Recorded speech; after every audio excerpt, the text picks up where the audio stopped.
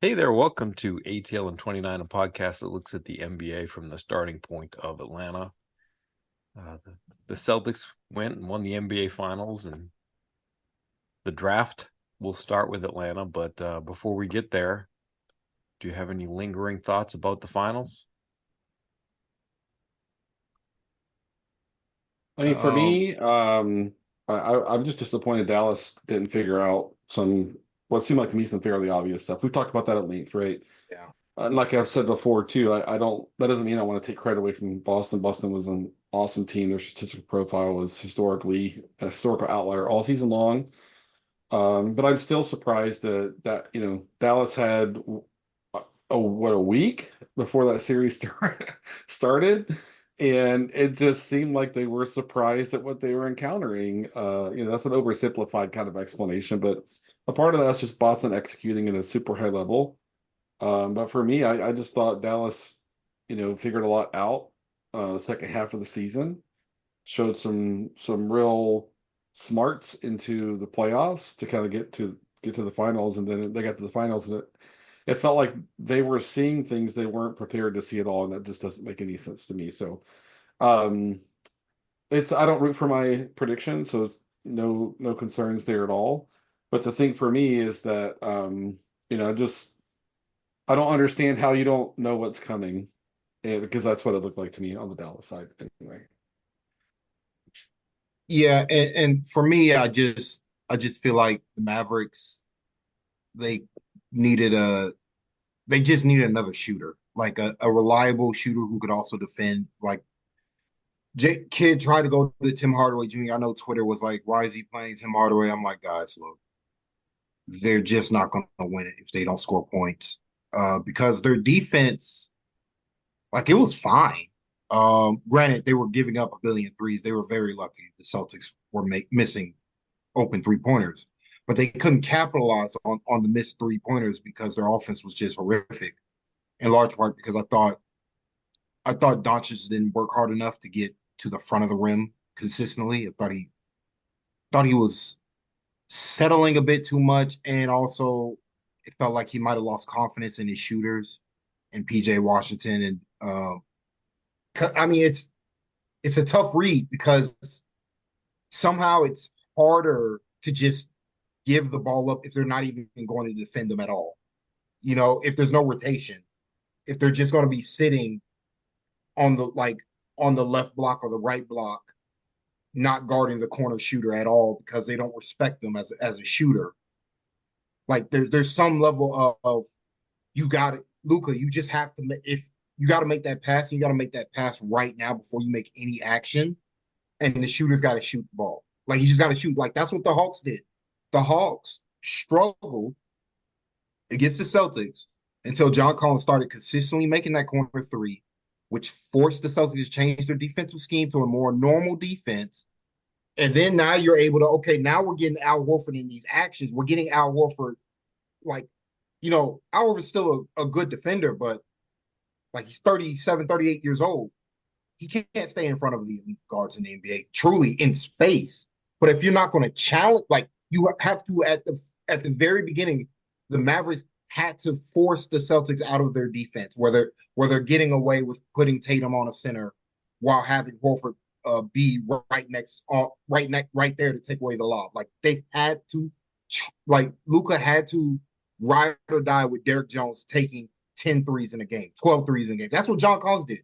Like for all the crap John Collins got, when it was go time, he might have been missing those shots, but he was taking them.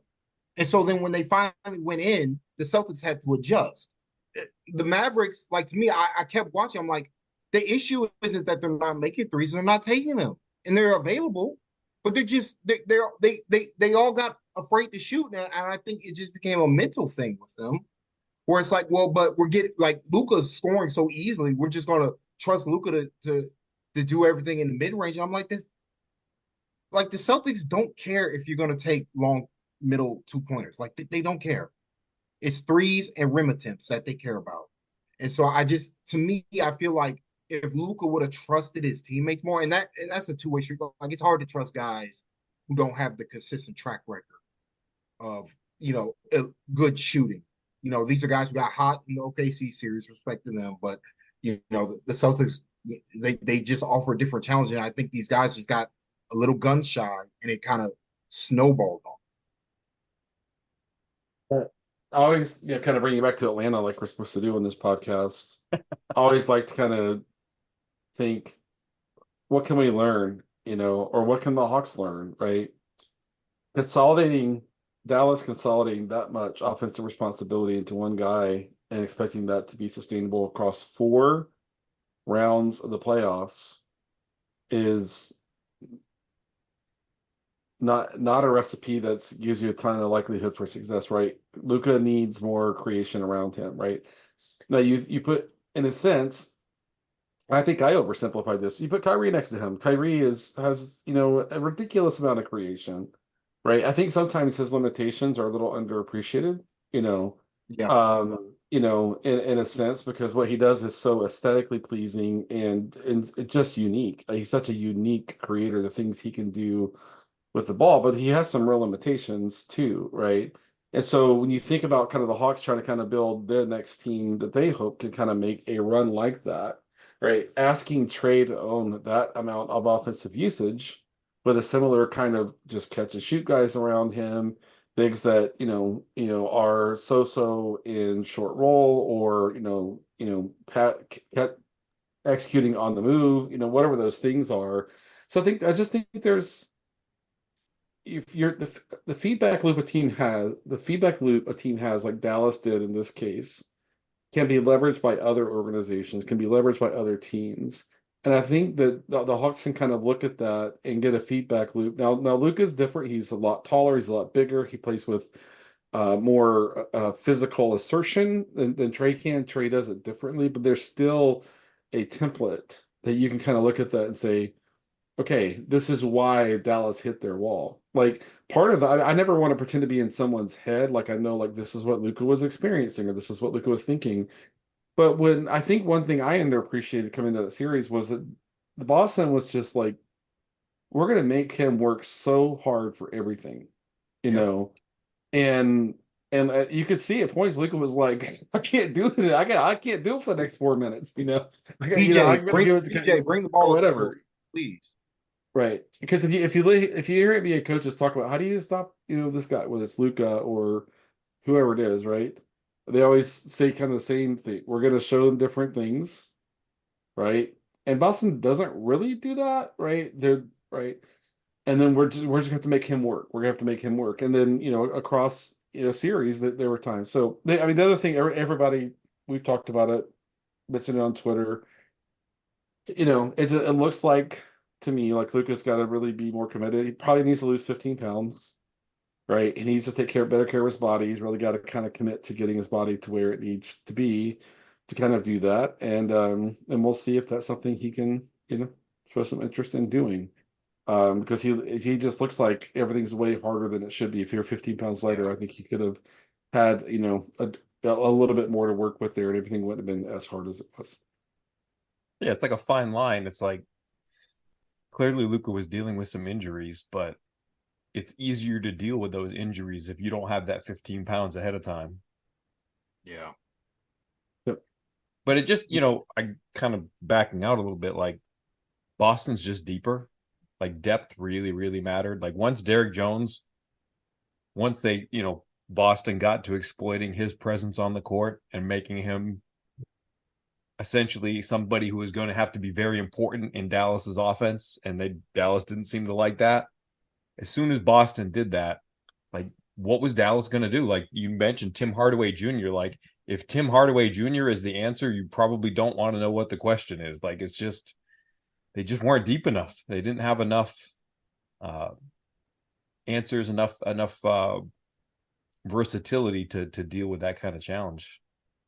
Yeah, and Tim Hardaway Jr. can, in just a typical setting, can be a helpful player, Oh yeah, right? he can be helpful, but But this is at the but highest in the stakes. post, yeah, the formula changes, the challenge changes, everything gets harder. I remember back to when Cleveland won their championship. like Kevin Love, like not playing for long stretches of the game, and then they had to go back to him, in one case, and he's the one who now Steph was, pretty banged up on that one possession we all remember, got to stop. But I mean, coaches have to be able to kind of go in this direction, this direction, this direction, this direction. And Boston just like we're running basically the same kind of wing player out there that from in terms of like the defensive template was pretty consistent, the offensive template was pretty consistent, for the most part. And Jason Kidd really didn't have anywhere to turn except to guys who say 7 through 9 or 6 through 9, where we want to call that cutoff, that just didn't have a diverse enough game and a dynamic enough game to make the impact at that level. And but it's funny, I posted a screenshot of the basketball reference page of the last, I don't know, 7, 8 seasons and the outcomes for Boston. And I think the other lesson is you have to work on this for a while and keep tweaking Yep. and tweaking and tweaking and tweaking and being opportunistic about that, because they've been working on this for about 7 years to try to realize what they realized this year about 7 years, and that's how hard it is, you know. And in a sense, I think, I know Dallas had a kind of a run a couple years ago, but for me, this is maybe year one or year two, depending on how we're counting for Dallas. Dallas is early in this cycle, right? If they can find a way to keep improving, I thought they did a great job with transaction this year. I thought they added guys that helped them in the regular season. They really kind of improved on the fly this year, but they have one or two more levels they got to get to if they really want to be a team that's going to be a threat to get back to this level year after year after year. And Boston fell short, fell short, fell short, fell short, and that's more than not, that's what this looks like.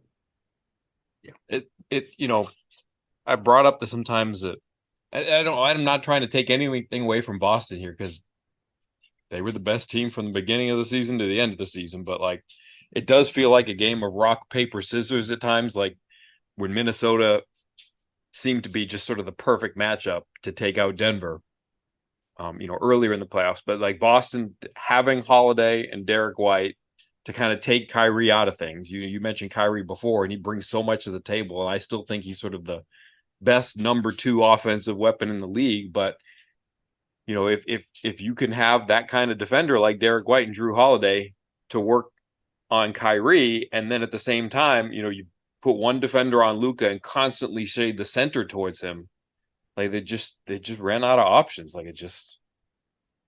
And then on top of that, for your elite defensive players to basically be their centers, like Drew Holiday and Derek White were based more or less the inverted centers for the Celtics, while their biggest players spaced out, at the corners or When you above say the center, line. you're talking about on offense. On offense. Be clear Correct, for the correct, on listeners. offense. Yeah. Like it's a matchup problem where it's like, okay, am I going to put a center? Am I going to put my center on Derek White, who's in the darker spot? Well, then Derek White's just going to float to the corner and then take an open corner 3-pointer.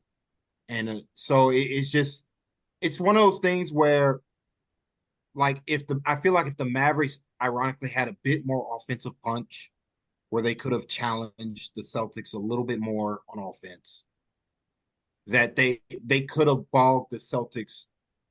Like their defense would have been more effective, where it's like, okay, if the Celtics aren't making jump shots, they're in trouble because we're not consistently getting, going through 4-minute stretches of stopping, the Mavericks from scoring. So I think the Mavericks, even though like I think people might, Luka I thought had a bad series defensively, but Yeah.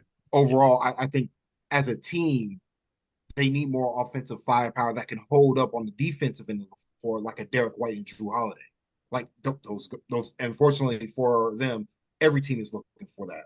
Every team is looking for the elite defensive player that's also good on offense. Which, this is why you build teams. This is why we're talking right now about the Hawks with what they need. This is the type of player the Hawks need. Like they might have one in Jalen Johnson, but they got to figure out a way to find more of those guys. Like maybe Kobe Buffkin can be something similar to what Derek White has turned into on both ends of the floor.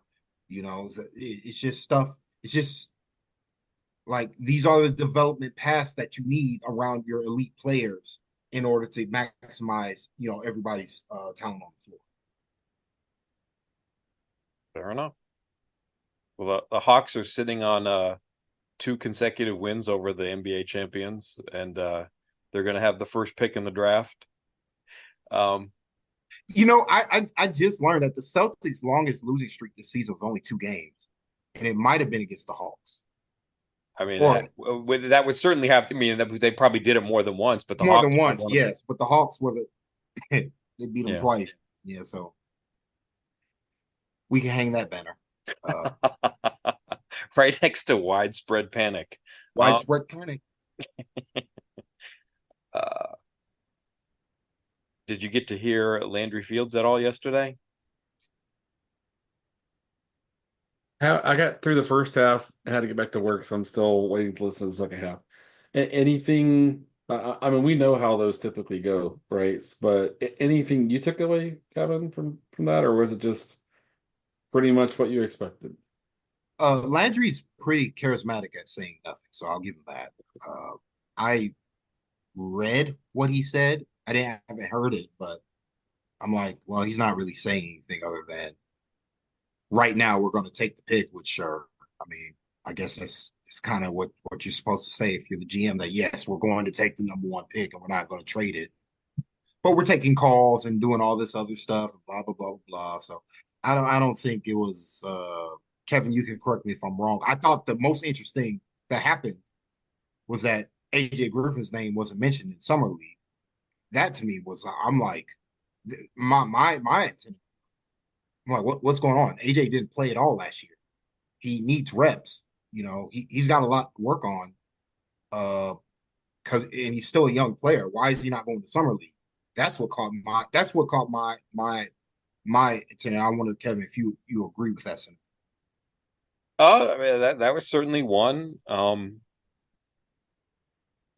that could just be, when he brought up the summer league players, it was kind of, I wouldn't say off the cuff, but kind of an indirect answer.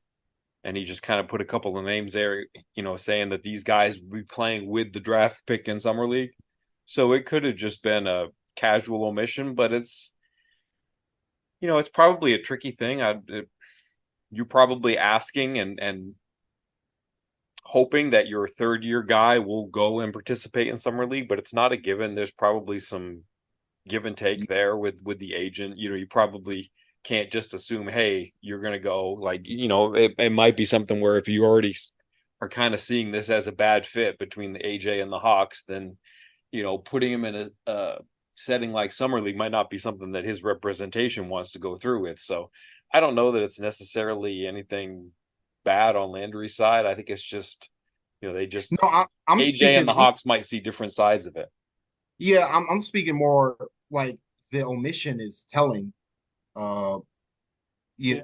We like don't if have a AJ was roster going, yet. He may still play. that's fair. That's fair, and I could just be over speculating. I wasn't at the press conference. I'm Yeah, I just mean, he saying. just put Kobe and Mo. It were only 2 names he put out there, Kobe and Mo, and went right on to the next thing. And if you were going to name sort of the most obvious 2 who are going to show up, it's a good sign that Mo's healthy enough that he put that name out there.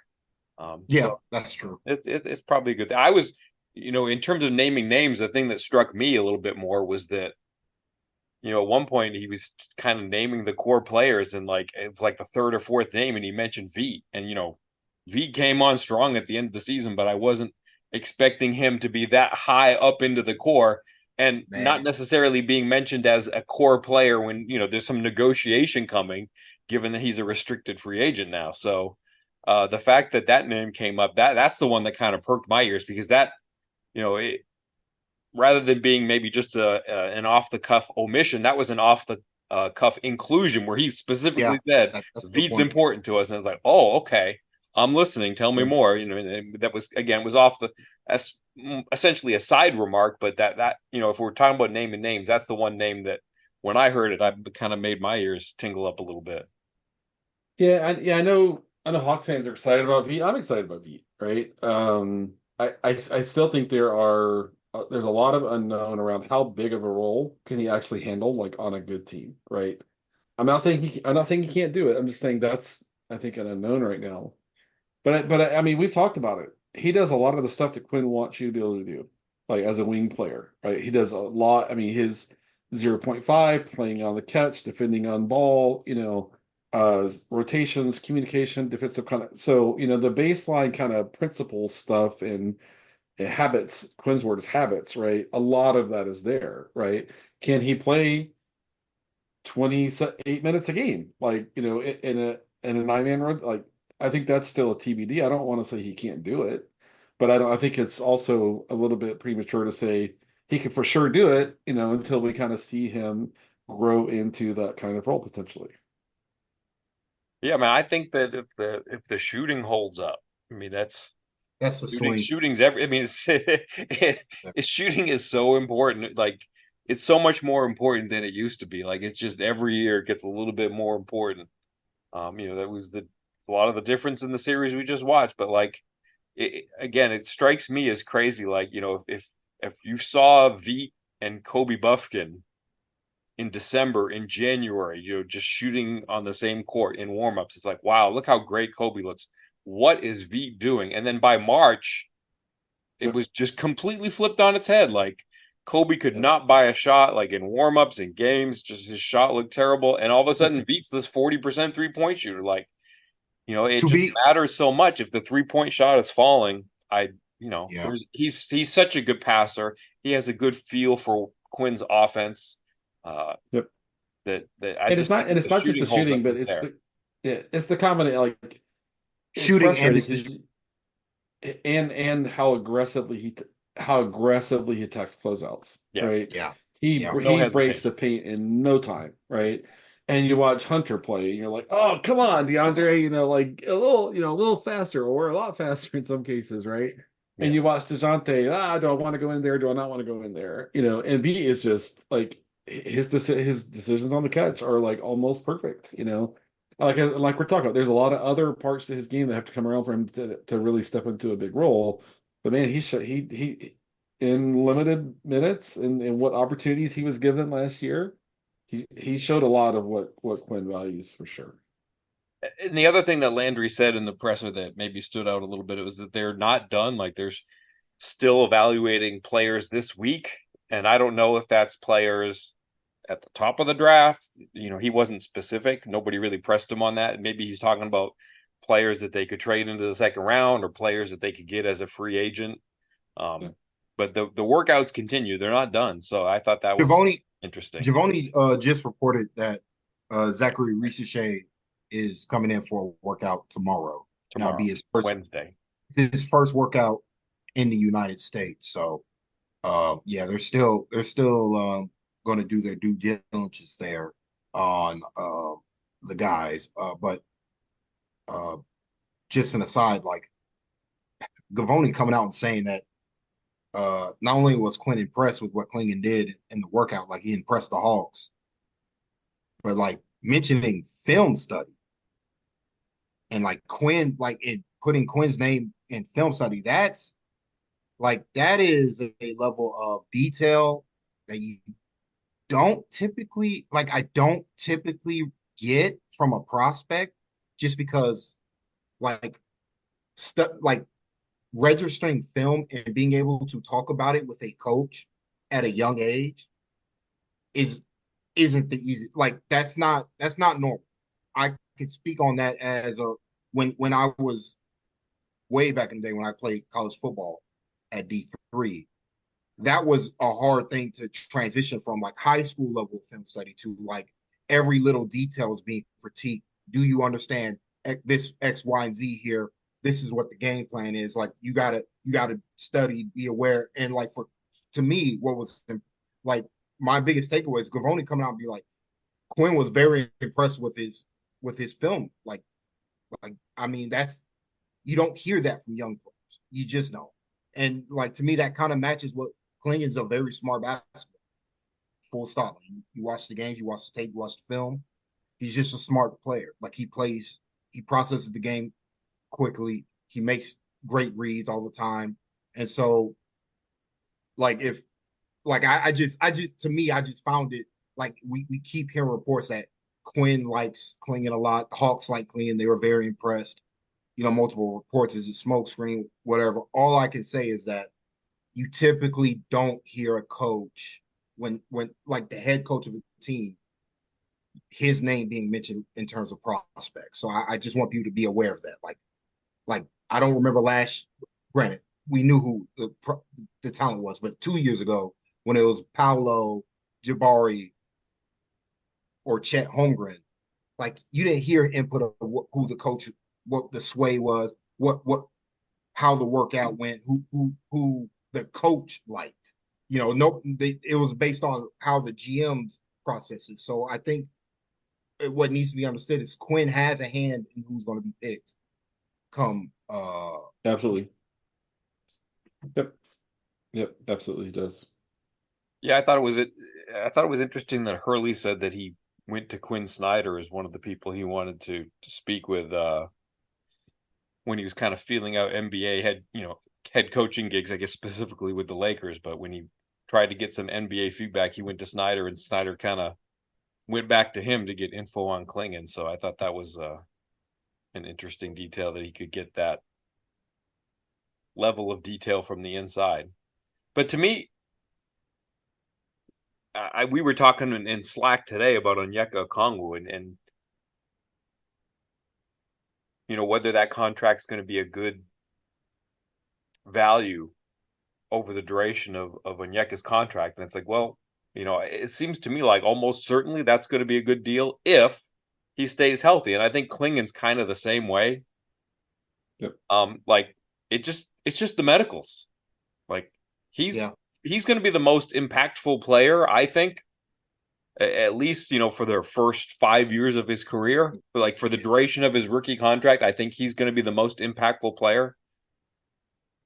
But it's the medicals. Like, is he, he's maybe a little bit heavy. You look at him in high school and he looked kind of lean. In UConn, he looked a little bit heavier and not necessarily in the greatest way. And, he had the issue with a foot tendon. And Sam did mention on your Mortal Enemies, Right Wrong's podcast that the medicals, the foot problem wasn't a long-term issue. I mean, that's of course, and that's coming from an agent, and the agent's going to say that. No, I'm Sam. No, Sam Vicini knows the game. Like he's not a BSer. Like I understand, but think about how that's sourced and what Kevin. Well, I mean, the other part not, of that is like the medical. Every team has the medical. Okay. Like I'm just saying now. Like this is not. I don't mean to like stand for Sam Vicini, but I'm just saying like there are draft people who would do that. Yeah. Me reading Sam for like 7+ years now, that's not in his character. And also with the medicals being public to every team, I would be surprised if Sam Vicini doesn't. Yeah, that's true. It's different this year with the medicals being. That's right. And B also isn't talking to experts who would know and would follow up and be like, yeah, the foot's not an issue. So that's all. That's all. I just want to not that you're wrong, Kevin, about agents doing this, because you're absolutely right. Agents do this all the time. Like, that's the game. Everybody's trying to get their guy drafted the highest, and so they're trying to clear their name. I'm just saying Sam is pretty good at like not BSing his readers. I'm not impugning his good name. I'm just saying that he's going off, whether it's the version of the report that are now uniform going out to teams, starting this season.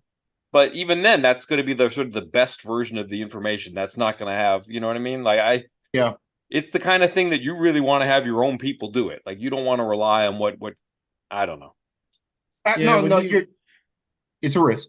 It's a risk in the sense that, he's bigger. Like he's just a large person. And so like foot things just happen. I will only say, I mean, that's why we in the game for. You gotta be willing to take these risks for the elite type of talents. And like there just aren't that many human beings his size who are functional athletes that can play on an NBA floor. So I'm as concerned with Klingon's medicals as any prospect in the draft. Like, we don't know how their body responds onto an NBA floor. AJ Griffin had a lot of injuries, lower body injuries that didn't affect him his rookie year, but came back to haunt him, the second year. So we don't, you know, we kind of just don't know how these young athletes respond to the rigors of the NBA until they're actually out there on the floor. We haven't broadened our horizons, I suppose, with the top of the draft board. Is there anybody who you feel is sort of a dark horse at number one? Is there any chance that somebody unexpected ends up at number one? No. Anybody we Not, haven't I mean, not for mentioned me. already? For me, for the Hawks, I think it's going to be Klingon. I think it's going to be Klingon, right? And we'll see if we hear any noise after the Wednesday workout with Ricochet, right? I said before, I think there's too much risk in him for where the Hawks are, right? I think their risk tolerance pushes them towards a higher floor playing like Klingon. And that's not to say Klingon doesn't have a high ceiling. I mean, his rim protection is going to be unique and things like that. But I can't imagine that Matas kind of gets in the mix. I mean, I've heard a lot of mixed stuff on him. Castle's just too far away offensively, and sounds like he might think he's a point guard, which I think most NBA evaluators are saying, nope, you're not that. And so I don't really kind of see. I mean, Dillingham is going to be an sensational offensive player, but his defense is so far away. Like it just like not even in the same unit. So I really can't see it. It does feel like it's going to be Klingon. You know, but I do want to wait and see if there's some sort of new noise after this Ricochet Yeah. workout on Wednesday. Just want to kind of see what's there. I mean, of what I've seen of Ricochet, he looks slow with the ball, and he doesn't play with any force. Now he's barely 19 years old, so hard to what does that look like when he's 21? You want to be fair to him and think that could come a long way. Put him into an NBA development environment and all those sorts of stuff. I think he's going to be good, but I think he's going to be more of a supportive player. With Klingon, it's like, the foot, I think, oh, but an 82 game schedule, different thing, right? Are they going to ask him to play 15 pounds lighter than he did at the college level, right? To take some pressure off of the lower body stuff, right? I think about how Trey has typically played with centers who are fast from the point of the screen to the rim, and that's not really what Klingon's going to be. But I think Hawks fans don't appreciate or understand how much Quinn believes in relying on passing, moving the ball, moving the ball, moving the ball, moving the ball, right? And that's probably Klingon's best offensive skill right now as a passer, right? A connective passer. And so I think that I think if it is Klingon, he and Trey it's gonna look different than it has with Clint. It's gonna look different than it has with Okongwu. Even thinking all the way back to Deadman, fast from the point of the screen, Trey's early seasons, in the league, fast to the front of the rim, JC fast to the front of the rim, all that sort of stuff. So if it is Klingon, I think Hawks fans are like, oh, rolling to the rim. I just think there's going to be less of that, and I think there's going to be more of short rolls, secondary passes, connective passes, and that's what Quinn values. And we know that's not Clint's strength. We know that, looking back, that wasn't Jay's a towering strength for JC. I think with Onyeka, there's a lot of unearthed potential in that area. Yeah. And I think that you can actually have Klingon and Onyeka kind of doing the same things on offense in a sense, right? Onyeka has a little bit more more speed and more rim pressure. Like Onyeka could generate a lot more rim pressure. So you kind of mix that up a little bit. I still think the template is going to be closer to the same that I think people would expect. So sorry I took it back to Tyler Klingon, didn't really get to answer the question about dark horses. Do you have any feelings in that regard? I think the only dark horse is probably Stephon Castle, just because like he looks to be like a truly special defender, and I really like the way uh the physicality he plays with on the offensive end. Like he's just very, very good at knocking his defender back to get on balance and taking a shot, whether it be a layup or a mid range jumper. Um, it's funny, like Ron Holland gets a lot of the Jimmy Butler comps, and I'm watching Castle. I'm like, this is kind of Jimmy Butler like. And he's a big dude too, 6'6" with a 6'9" wingspan, over 200 pounds. Like I think he's a true wing, honestly, but he probably sees himself as a different type of player, which respect like it's okay. Like, it's not a knock that a basketball player feels that the way they play is different than what's optimized for them. Like Alex Sarr, the way he plays may not be optimized for him, but like he's young and like I'm sure he wants to grow in the space. So to me, I think it would be Castle, but I don't see it at one. His like at the end of the day, his jumpers just got a long way to go from the 3-point line. Like it's just tough. It's just so hard when you're not an elite like drive. Like not to say he can't get there, but like there's so many like development hurdles Castle has to get to. Um, Whereas I could see the Hawks trying to fill that perimeter point of attack defensive role through a trade or free agency, using one of the centers potentially to get that type of player. I saw a report that the Bulls might be interested in Capella, like Io Dosunmu. Like that's a name. I know the Hawks were interested in drafting on draft day until Jalen fell in their lap. So that's kind of the type of player that I think the Hawks would behoove them to look at outside of the draft, but I'm not sure I would take that type of player at one, which is kind of what Stephon Castle is currently. Not to say he doesn't have more upside going further, but I mean, I still like Reese Shea as well. It's just uh, Kling is just more impactful to me overall, and he just allows you to make value trades for your centers, which you can't do, which the Hawks can't do right now. Like they can't just trade Capella and not have a replacement. I would also mention Isaiah Collier's guy who's going to probably be drafted higher than most people think. Not one, but like top five is realistic there potentially. And then we didn't mention Sarr. If the Hawks turn back to Sarr, they've been playing some pretty good poker. That's what Yep, I'll just say that. that is true. There you Okay. go. All right. Well, thank you. And good night, Bob. No Yeah, problem. but